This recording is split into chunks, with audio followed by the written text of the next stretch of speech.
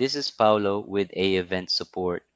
In this video, I'm going to show you how you can get your API key for MailerLite and how to integrate it to your AEvent account. To start, please log in to your MailerLite account. From the main page, click on your account from the upper right-hand side, then click on Integrations. Click on Developer API. You'll be able to see your API key from here. Click on Copy. Please save it somewhere you can easily access like Google Sheets. Once you have your API key handy, we can now proceed integrating MailerLite to our AEvent account. Let's log into AEvent. From the dashboard, click on Integrations. Click on Add Integration. Look for MailerLite by typing it in the search box.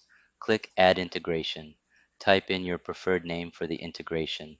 Please label it accordingly to easily identify it when integrating multiple accounts. Here, I'm typing MailerLite 1. Click Connect. You will now be prompted for your API key. Once you have this information entered, click Continue. We have successfully added MailerLite to our integrations. Now let's test it. Go back to the integrations page. Look for MailerLite. Now click Test. Great. We have successfully established a connection between MailerLite and AEvent. That would be all for this video. Thank you for watching.